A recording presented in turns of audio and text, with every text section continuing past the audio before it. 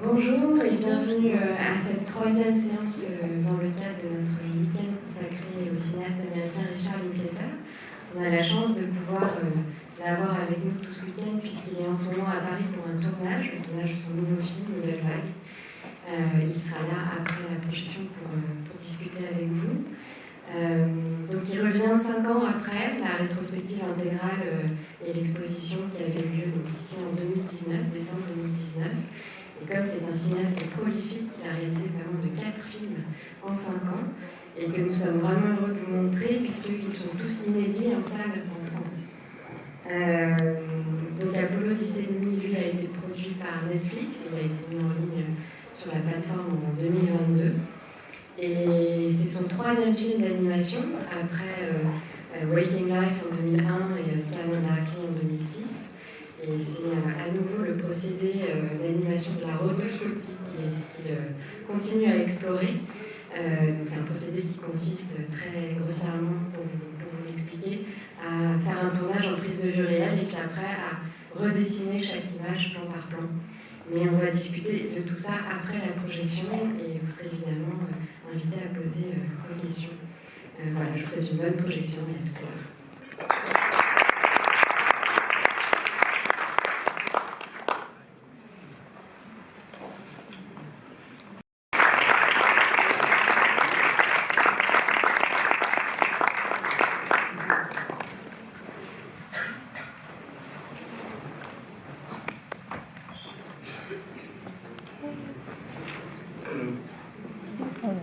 Hello.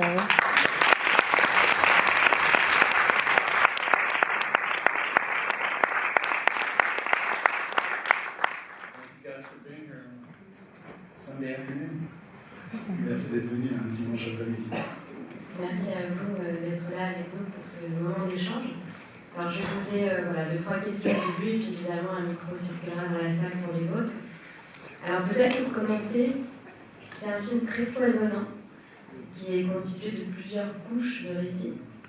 On a cette reconstitution d'une époque, d'une atmosphère, et puis d'un moment historique très précis. On a le récit fantasmé de Stan, qui s'imagine avoir participé à tout ça. Et puis on a le commentaire rétrospectif de Stan adulte, et raconté à travers de nombreuses références culturelles populaires, cinématographiques, musicales, télévisuelles évidemment.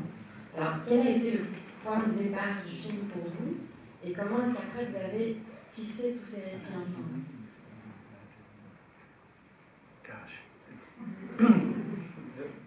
Yeah. The movie to me is like a scrapbook. It's both a memoir of a childhood and also kind of a historical recreation, a very exacting recreation based on a lot of research and archival footage and all that. So, and a fantasy, of course, you know. And it's all very personal. It's a fantasy I actually had in like when I was 6 or 7 during the thing. It's such a goofy little kid's fantasy, but I remembered it all those years later. Oui, pour moi, le film, c'est un peu un scrapbook, en fait. C'est à la fois des mémoires d'enfance, mais c'est aussi la recréation, la reconstitution historique la plus exacte possible d'une époque, avec beaucoup de recherches, mais c'est aussi des images d'archives, etc. Mais c'est aussi un fantasme, et c'est un fantasme d'ailleurs que moi j'avais quand j'avais 6 ou 7 ans à cette époque-là. Donc une sorte cette image, cette histoire un peu absurde qu'on entend dire. I think to me the challenge of the storytelling is how to mesh those two worlds, how to interweave them where they become indistinguishable. Et le défi pour moi, c'est de rassembler, d'enchevêtrer ces deux niveaux-là, qui deviennent qu'on puisse plus distinguer. And my goal was to kind of start with the narrative, kind of lay out what you think the story's going to be, and then do the longest flashback I could possibly imagine, where I hope the viewer would forget the beginning of the movie altogether and just be in this memoir, kind of almost documentary-like setting. It's no mistake that comes in mid-throw. He's sickened and throwing up. Like, that's where we get all the childhood memories and all the... Voilà. Donc, pour moi, l'idée, c'était vraiment de commencer par le récit, hein, et d'emmener le spectateur qui veut dire voilà, le film va parler de ça, ça va être ça l'intrigue, et puis ensuite de faire le plus long flashback peut-être de l'histoire du cinéma. Où j'espère même que le spectateur a oublié ce qui se passe au début. Et c'est, voilà, donc on est quasiment dans une sorte de documentaire en fait. Et c'est par hasard, hein, si on s'arrête au moment où le personnage, le petit garçon vomit, hein, s'il y a vraiment à ce moment-là qu'il y a cette irruption de tous ces souvenirs. Well, the starting point for even wanting to, I thought of this movie for a long time. It was just personally, when I began making my film Boyhood in 2002, my thinking was there was no moment in my child. I wanted to make a film about being a kid, but I didn't have a moment. I didn't have there's a limitation of childhood, you can't show them in a lot of different ages, you have to show them one. But anyway, that was my Boyhood thing. But it was in year 2 of that I realized, oh, I was a kid when we landed. Every year I got to think of a year of my childhood. And in year 2, I went, wait, I was living kind of near NASA when we landed on the moon that year. I thought, that was a pretty interesting time. So I started thinking like, maybe that is worth exploring, in its own specific way. It was the film I couldn't think of at the beginning of that, but that I did get to think about all those years, and then started doing a lot of research on seeing it from a more adult perspective. Le point de départ, en fait, c'est un film auquel je pensais depuis très très longtemps. Quand j'ai commencé à tourner Boyhood, donc c'était en 2002, un film où on a tourné tous les ans pendant 12 ans, je me suis dit au moment de commencer Boyhood, voilà, j'ai envie de faire un film sur l'enfance, mais je ne sais pas de quel moment, j'ai pas de moment précis. Bon, je veux vraiment parler sur l'enfance. C'est vrai que j'ai fait Boyhood, où on suit un enfant comme ça pendant des années. Et pendant que, donc comme on tournait tous les ans, j'avais 1 an pour préparer le tournage suivant et donc de repenser à une année de mon enfance. Et c'est en faisant la 2e année de tournage que je me suis dit, en fait, c'est vrai, quand l'homme a marché sur la Lune, j'habitais pas loin de la NASA à l'époque, ça peut être intéressant de faire quelque chose là-dessus. Et c'est l'idée, en fait, que j'avais pas eue au début avant de commencer Boyhood, qui m'est venue à ce moment-là. Et ensuite, j'ai fait des recherches sur le point de vue plus adulte de cette conquête spatiale.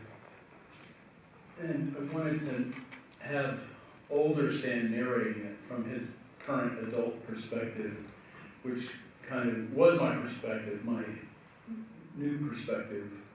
Like when I was a little kid, I didn't see any, you just think it's all a positive thing. You think, oh, it's a great achievement, which it was, no doubt, a great human engineering feat. But I wasn't aware that a lot of the world thought it was kind of, and what it kind of was, to the U.S. government, it was sort of a Cold War. You could cynically call it a Cold War exercise in the Cold War, that they had a blank check to achieve this, but it had, all the presidents and they were Cold Warriors, so it was definitely part of that. And there are a lot of people like progressives, hippies. They were largely against it. I didn't know that at the time. But I started doing research. I was like, oh, that's really fascinating. On TV that night, Gloria Vanderbilt, Kurt Vonnegut was kind of crapping all over the whole thing. It's like, oh wow, I probably would have been one of those too if I would have been, 16 or above. Et oui, je voulais avoir cette narration qui est faite par Stan, mais plus âgé, adulte, avec ce qui est ma perspective. Et voilà, parce que quand il est enfant, pour lui tout est positif et cette expérience, cette conquête spatiale est positive. Et quelque part, oui, c'est une réussite de l'ingénierie humaine, etc. Mais on peut aussi voir des choses extrêmement négatives, et je m'en suis vraiment rendu compte en allant dans les archives. C'est un exercice, c'est un peu des manœuvres au niveau de la guerre froide, où l'État avait un chèque en blanc pour mener ça, et la plupart des gens de gauche, les hippies, etc., étaient contre cette dépense d'argent. Et c'est très intéressant de voir qu'à la télé, ce soir-là, on voit Gloria Vanderbilt, on voit Kurt Vonnegut qui critique de manière très très ouverte et très très verte ce projet-là. Mais je pense que si j'avais eu à l'époque 16 ans ou plus, je pense que j'aurais été dans. But it is kind of, this moment, I think might have been one of the last moments where the whole world was paying attention to one thing that was basically positive. You know, it was a human achievement. You know, the whole world was kind of galvanized. And, you know, it is a incredible moment that will be talked about 1,000 years from now if we're still around. You know, it's one of those moments, but in politics that will be lost. But I don't know, it seemed like an interesting angle, kind of a bottom-down angle. I've seen a lot of movies about it, and it's always from the astronaut's perspective. And I had a little bit of that with Stan's Fantasy, but for the most part, it was like how the 600 million people who watched it on TV, how it felt to be alive. And, so there's a lot of TV. We're the first just TV generation. All we did was watch TV. So it was funny making the movie, describing it to people, saying, "What's the movie about?" Well, it's a bunch of people watching TV. C'est aussi un dernier moment de l'histoire de l'humanité peut-être où le monde entier, l'humanité entière est rassemblée pour regarder une chose qui est peu positive. Et voilà, c'est un moment dont on parlera dans 1000 ans, si on existe encore, même si les aspects politiques ont été oubliés. Ce qui m'intéresse aussi, c'est de montrer ça, de montrer la conquête spatiale, de montrer la conquête, le voyage sur la Lune vu d'en bas. Il y a eu beaucoup de films du point de vue des astronautes, on a un petit peu ça pendant le fantasme de Stan, mais voilà, ce qui m'intéressait, c'est les 600 millions de personnes qui ont vu ça. Qu'est-ce que ça faisait d'être devant sa télé à ce moment-là? Qu'est-ce que ça faisait aussi devant la télé tout court? Puisque je fais partie de la première génération de la télé, je regardais la télé tout le temps. D'ailleurs, quand je parle du film, je dis ici, il parle de quoi parle le film, je dis c'est un film sur des gens qui regardent la télé. Alors peut-être qu'on peut parler un petit peu du côté technique du film, de l'animation.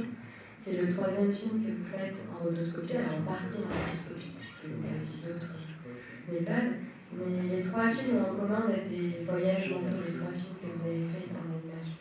Est-ce que c'est pour cette raison que vous avez choisi de le faire en animation? Est-ce que vous pouvez nous expliquer un petit peu la technique et ce qui vous intéresse particulièrement dans cette technique? Yeah, similar. I've done 2 other animated films in a really different style, I'll say, this one. But I think it's bigger as a storytelling technique. I felt it would work nicely because the whole movie, like I said, is in this kind of fantasy realm. It's like memory and fantasy kind of intertwined, and I wanted it to kind of feel the same. And I kind of like the way your brain works as you're watching this particular kind of animation, because it's real. We filmed real actors, but that was all that was real, as far as the rotoscoping goes. Oui, j'ai effectivement fait deux autres films en animation, mais avec des styles très très différents. Là, ça m'intéresse, c'est vraiment pour la narration. Je trouve que ça marche bien avec ce monde imaginaire, ce monde du fantasme comme ça, et voilà, on est vraiment au carrefour entre la mémoire et l'imagination. C'est intéressant aussi de voir la manière dont notre cerveau fonctionne quand on regarde le film. Voilà. Et c'était aussi intéressant, voilà, on a filmé des vrais acteurs, on a filmé des acteurs qui jouaient, mais c'est vraiment la seule chose de réel qui est dans le film. But I wanted the film to feel like to have these kind of documentary archive elements. Most animated films are kind of perfect. They're just kind of perfectly lit, they're perfectly realized, there's no scratches, there's no flaws, And I wanted this to feel really loose, like not only is it degraded TV imagery and a lot of archive, we could get very graphic with the backgrounds and the looks, had black and white, newsreel, home movies, a lot of different techniques piled into both 3D and 2D and the rotoscopes. And we called it kind of 2.5D, but it was some animation techniques that I've been interested in kind of finishing up for a long time with my animation partner. So it was about 10 years of kind of doing experiments and stuff, but this is a great film to try all this stuff together. L'autre chose qui m'intéressait, c'est le côté archive, le côté documentaire. On voit souvent les films d'animation qui sont souvent parfaits, c'est parfaitement éclairé, c'est parfaitement réalisé, montré, mis en scène, etc. Voilà, il n'y a pas de défaut, il n'y a pas de rature, il n'y a pas de... Voilà. Moi, ce qui m'intéressait, c'est justement d'introduire ça dans le film. On voit des archives télé, donc l'image est de façon dégradée, il y a des vidéos amateurs, il y a voilà, des infos à la télé, etc. Et on a pu introduire ça, et la rotoscopie nous a vraiment permis ça. Faire des choses en 3D, en 2D, d'ailleurs on appelait ça de la rotoscopie en 2D et demi. On a pu jouer sur les fonds, sur les surfaces, etc. Ça a été vraiment le résultat de 10 ans d'expérimentation avec mon collègue, presque mon réalisateur au niveau de l'animation. And we were able to use a lot of actual footage, you know, from TV and NASA, the space agency in the U.S. They're very open. You know, they give you all the footage. Everything's free. You know, as a taxpayer, they're great. They're my favorite government agency. Yeah, they were very supportive. It was great. We had all this archive. We had photos. We had, you know, just bringing all that to life. But it was very meticulous. All my animation was done in Amsterdam. The pandemic had just started as we ended the movie, as we ended shooting. And so we spent a year just doing Zoom calls and talking through all the materials. But if you could see the film as it was shot, it was just a green screen and actors like taped off floors. It was like filming rehearsals practically. It was so minimal. On prend des images réelles, on prend de la télé, des images de la NASA aussi, on a vu beaucoup d'images de la NASA, et c'est super que la NASA ils sont vraiment très ouverts sur ce plan-là, c'est gratuit, parce qu'on est des contribuables, et c'est vraiment l'agent, la partie du gouvernement, l'agent gouvernemental que je préfère sur ce plan-là, ou sur tous les plans. Et ensuite, on a fait l'animation à Amsterdam, on était vraiment extrêmement difficile des archives. On a terminé le tournage au tout début, juste avant la pandémie, et ensuite on a passé un an à discuter par Zoom sur ce qu'on allait mettre dans le film. Et si vous avez vu le tournage, en fait, c'était vraiment devant un fond vert avec des acteurs et du scotch au sol, donc c'était vraiment quasiment, c'est extrêmement minimaliste, comme filmé derrière la tête. Et donc, effectivement, vous avez fait allusion au fait que vous avez utilisé des archives amateurs. Comment est-ce que vous avez eu accès à ça? Vous avez fait un appel? Vous les avez trouvés? Comment est-ce que ça nourrit le film, la recherche? Yeah, building up to shooting, I was looking for imagery because a lot of it's for the Houston area, the amusement park they're in, all that's been gone for decades. It's a world that just doesn't exist anymore. So we just put it in the Houston paper. We were looking for home movies or pictures. People sent us. You know, we got home movies we could use and a lot of images. So a lot of that found its way into the movie, and it was just good for us for our own archive research. So it ended up like a community group project, you know, for Houston practically. Oui. Avant le tournage, en fait, on voulait retrouver des images d'Houston à l'époque. Il y a beaucoup de choses qui avaient disparu. Par exemple, le parc d'attraction qu'on voit, il a disparu depuis très longtemps. C'est vraiment un monde qui a disparu. Donc, dans le journal local, on a fait un appel en disant voilà, on cherche des images, des photos, des vidéos amateurs, des vidéos de famille, etc. Et on a reçu énormément de choses qu'on a pu intégrer au film, qui nous ont vraiment beaucoup aidé aussi au niveau des archives. C'est devenu une sorte de projet communautaire, quelque part, un projet collectif communautaire pour la région de Houston. You know, maybe making this animated is the practical, because we're like low budget animation by their standards. This film live action to recreate all this would have been $100 million. You know, the story, I would never have gotten the budget, so maybe I never even thought of it, because I knew no one would give me a budget to make it live action. Not only was I not interested, so anyway, it wasn't really considered for a practical consideration too. I wanted to throw that into filmmakers. You make the film you can make. Autre chose, c'est qu'un réalisateur fait le film qu'il peut faire, en fait. Hein, et c'est aussi pour ça qu'on a fait de l'animation. C'était beaucoup plus pratique sur le budget qu'on avait. Si on avait voulu recréer tous les décors, notamment le parc d'attraction, etc., ça aurait été des centaines de millions de dollars. Et jamais j'aurais eu des centaines de millions de dollars pour faire un film comme ça. Alors, est-ce qu'il y a une première question? Merci.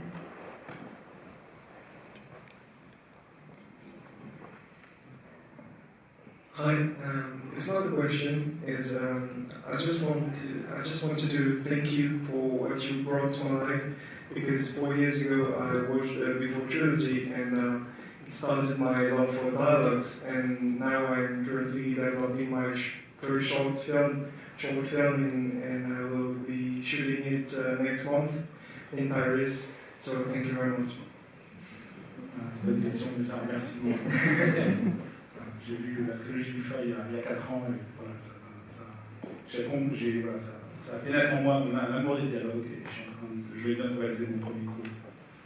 Well, yeah, thank you, and good luck with everything. You know, it's flattering, thank you, inspiring, but Merci, c'est toujours flatteur de penser qu'on a pu inspirer quelqu'un. Bonne chance.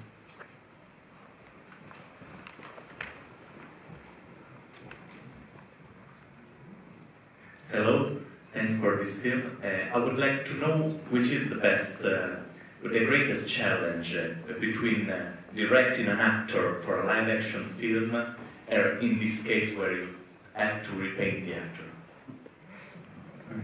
Quel est le plus difficile? Diriger un acteur pour un film en prise de vue réelle, diriger en vue réelle, diriger un acteur, ou repeindre ensuite. I'm always telling actors, like, be a little more painted. No, there's no difference. Je dis aux acteurs, soient un peu plus coloriés, mais en fait, il n'y a pas de différence. Yeah, no difference. We do it exactly the same. But the way we do it, it's so loose because everything's going to change, even them. So we can work very quickly. We shot the entire thing in like 20 days. And, you know, it's not so much about the perfection of the image, which most movie making is, you know, narrative features. It's like, oh, there's something, you know, you spend all your time perfecting the image.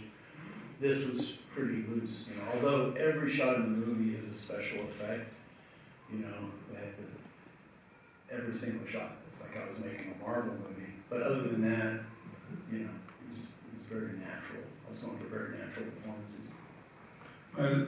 En fait, la façon de tourner, hein, comme tout va changer au final, on a pu tourner beaucoup plus vite, on a tourné en 20 jours, en moins de 20 jours, et on n'est pas obligé d'aller vers une sorte de perfection. On peut, quand on fait un film en prise de vue réelle, s'il y a une ombre qui ne va pas, s'il y a quelque chose, etc., on est obligé de toujours pas essayer de perfectionner l'image.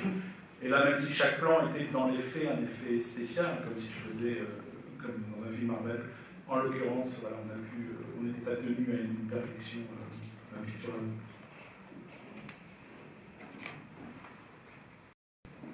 Bonjour, merci pour le film. Je me demandais à quel moment vous avez trouvé le titre et également, est-ce que le fait que ce soit un film pour Netflix a changé quelque chose par rapport au fait que tu as fait pour le cinéma? Yeah, for a long time I called the film The Space Age, or like Space Age. But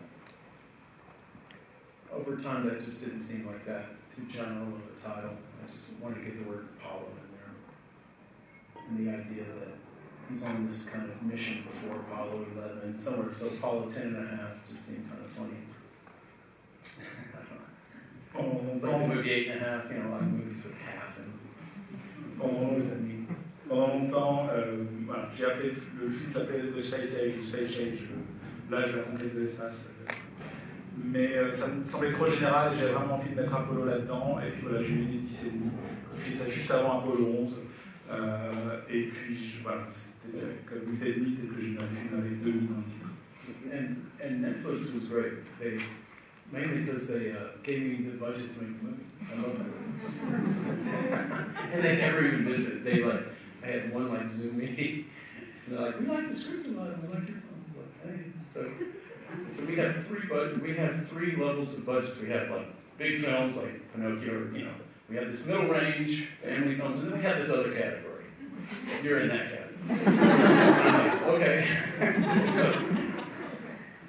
Mais Netflix c'était super en fait, hein, ils m'ont donné le budget pour le film et ils sont jamais venus sur le plateau, on a simplement eu une réunion Zoom, ils ont dit bon, on adore le scénario et on a trois catégories de budget, hein, les gros films, Pinocchio, le budget moyen pour les films, voilà, les films grand public et puis on a une troisième catégorie de budget et tout serait là-dedans. Hi, so thank you for all of the great films you've been directed.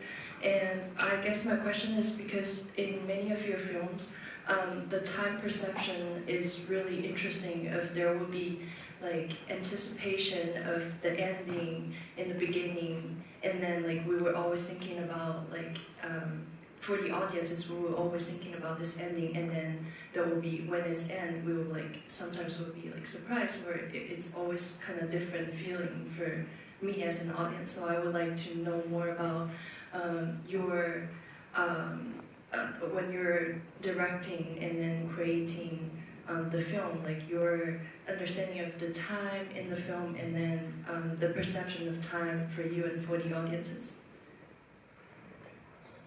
Une question sur la perception temporelle dans le film, notamment le fait que peut-être qu'il y a une allusion qui soit faite à la fin du film, on a l'impression en tant que spectateur ou spectatrice, voilà, de savoir ce qui va se passer à la fin, mais qu'on soit surpris, donc je veux savoir aussi, voilà, la manière dont vous dirigez, dont vous écrivez, quelle est votre perception du temps, la manière dont vous introduisez le temps dans le film. Yeah, what I love about narrative film storytelling is they do kind of propel to an ending. I like a well-told story that has an ending. You know, TV doesn't really have an ending; it just goes forever. Cliffhangers, and you know, I don't know. I like a concise story. I think, you know, even however small stakes that might be. Une chose que j'aime bien dans le cinéma narratif, c'est qu'il y ait une fin. J'aime bien une histoire qui soit bien racontée. Et il y a une véritable fin. La télé, il n'y a pas de fin quelque part. Hein. Vous allez peut-être avoir des cliffhangers, des moments de suspense, etc. Mais moi j'aime bien ce côté film. You talked about time a little bit. I'll just say, you know, film and time are indistinguishable. You know, time is the canvas that film is made on. You know, it can be manipulated, and you know, through editing, you can do anything with time in film. But to me, it's the most time-based art form. So. Et sur le côté temporel, hein, entre le film, le cinéma et le temps, on ne peut pas les distinguer l'un de l'autre en fait. Le temps, c'est vraiment la toile sur laquelle on va peindre entre guillemets le film. On peut manipuler ça.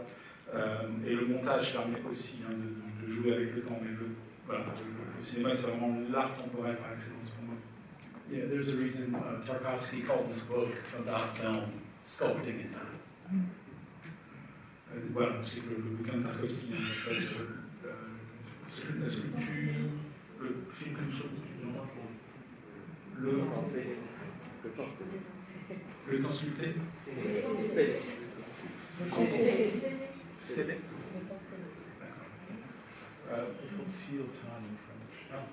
le titre du bouquin de Tarkovsky en anglais, c'est la sculpture dans le temps.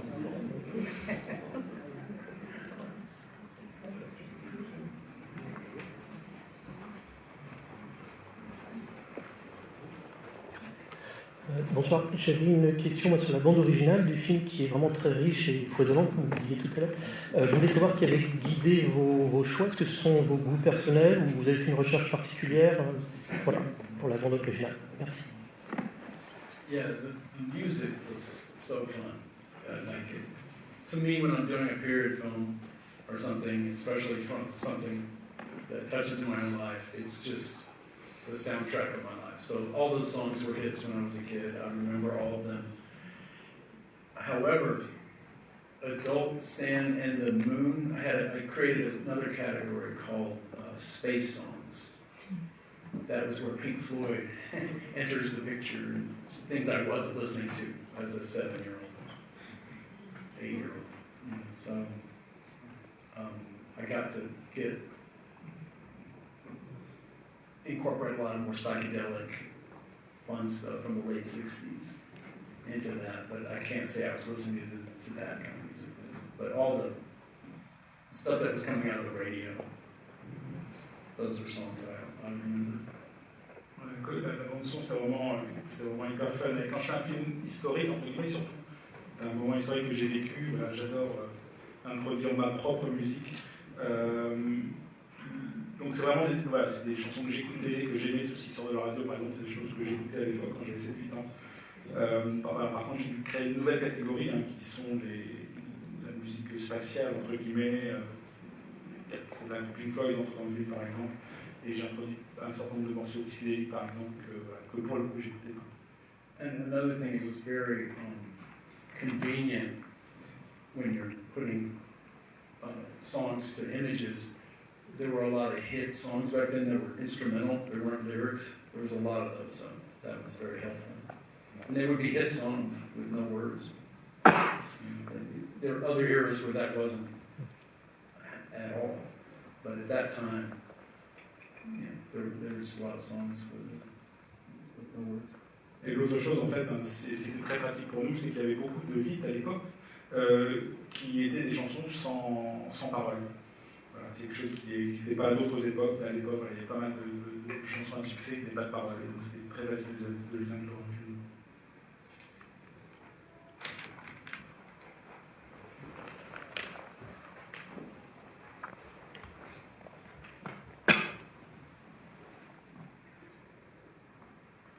Dans les films qu'on a pu voir hier et dans celui-là, la voix off a une place très importante. Qu'est-ce qui fait que vous vous dites je vais le montrer à l'écran et je vais le dire aussi?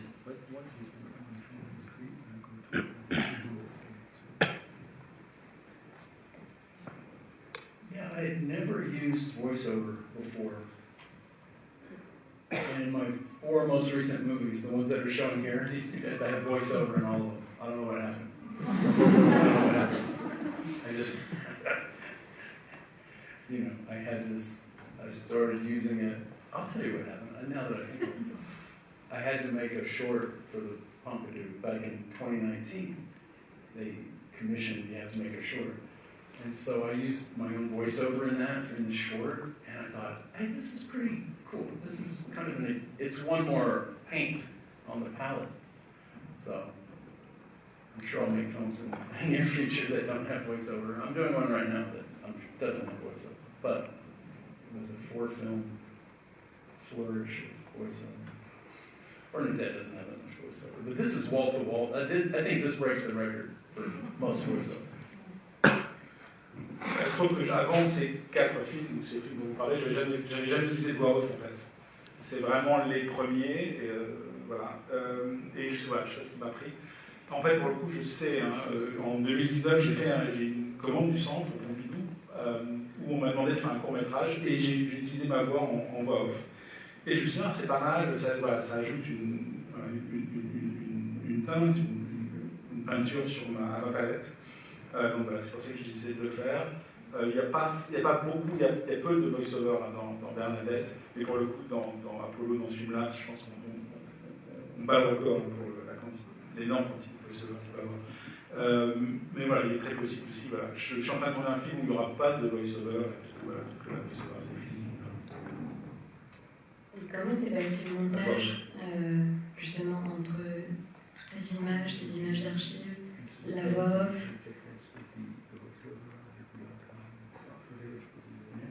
Like I said, this movie's a scrapbook. It's coming at you from all directions. In editing, I worked with Jack Black. He was in his house in LA, and he would record the voice over, and I was, putting that in the film.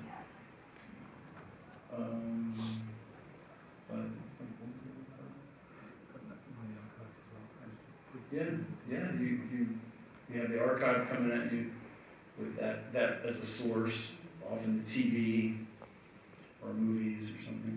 So much of this movie is secondary sources. It's, but that was kind of my metaphor as a kid. The world's just coming at you everywhere. You barely even have your own mind. It's like, the radio, the TV, you're just kind of being assaulted by images and opinions and this adult world out there. It's fascinating, but it's an overload now more than ever, of course. But even then, it felt I don't know. This is just a lot to process. So I was trying to capture how a young mind processes everything and how uncritical you are. You watch like what history says is really bad TV, but it's you love it. Cartoons and everything. Ouais, comme je disais, ce film c'est un peu un scrapbook. C'est vraiment. Et il y a vraiment cette idée que voilà, il y a des choses qui arrivent dans tous les sens, on est un peu submergé par tout ça, donc voilà, c'était le cas avec les images, c'était le cas avec tout ça. Pour la voix off, on enregistrait avec Jack Black. Jack Black était chez lui à Los Angeles, il enregistrait le commentaire et il me l'envoyait, je l'intégrais au film. Et au niveau des archives, voilà, c'est comme ça, il y a des choses qui arrivent dans tous les sens. Ce film, c'est vraiment beaucoup de sources secondaires. Et en fait, c'est un peu une métaphore de l'enfance pour moi. Hein. On est submergé par des tas de choses, la télé, la radio, le monde des adultes, etc. Puis on essaye de traiter tout ça de manière avec une absence totale de sens critique, en fait. On regarde des choses complètement... dont l'histoire directe est complètement pourrie, mais on adore ça. C'est vraiment cette idée. Est-ce qu'il y a une dernière question?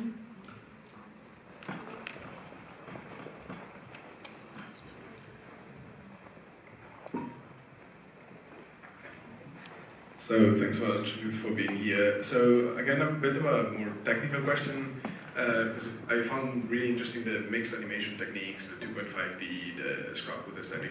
Did you choose to use this type of animation more to create this scrapbook feeling of and also this massive flashback, which also really suits the mixed animation? Or was it also inspired by the kind of trend of mixed animation that's really prevalent in animation now, both from overseas movies, actually both overseas from the US, but also from Japan, and also European, and also Netflix production like Nimona, Love Letters, Robots, and like mixed animation is really popular now. So I wanted to know if there was some kind of inspiration, or it came from your own research and this scrapbook aesthetic research into doing this film. Une question sur l'animation mixte et les différents médiums d'animation qui ont dans le film. Est-ce que c'est quelque chose qui... Bah, il y a une tendance en ce moment, en Europe, au Japon, aux États-Unis, on voit ça sur Netflix aussi. Est-ce que ça vient de ça, ou est-ce que c'est quelque chose qui servait pour vous à coller à cette idée du scrapbook, de ce côté un peu hétéroclite du film? Yeah, I agree. I think it's a very exciting time in animation. There's just books you can, I don't know, I'm amazed. And so many great short animated films. To me, my favorite category in the Academy Awards is like the animated short is the one I look forward to the most, seeing those films. Because they're always so inventive. And I always look at them and go, why don't someone just make a feature that looks like that? Or, you know, but, oui, il y a beaucoup de choses, je trouve, en animation, c'est vraiment très très passionnant au niveau de l'animation. Et la catégorie que je préfère aux Oscars, c'est toujours le court-métrage d'animation. Parce que c'est vraiment extrêmement inventif, et je me dis toujours, il faudrait vraiment faire un long-métrage comme ça, avec ces techniques-là, avec ces idées-là. But so I guess the look of this is kind of this time for sure. You know, we were inspired by certain films we talked about. But I think when you do an animated film, you really just got to start with the look of it. In my mind, it was like home movies, and my favorite film stock ever was Kodachrome 40. Paul Simon wrote a song about Kodachrome. You know, it had great reds and the look of it. So we were trying to capture that for a lot of the... We had different looks for different elements of the movie.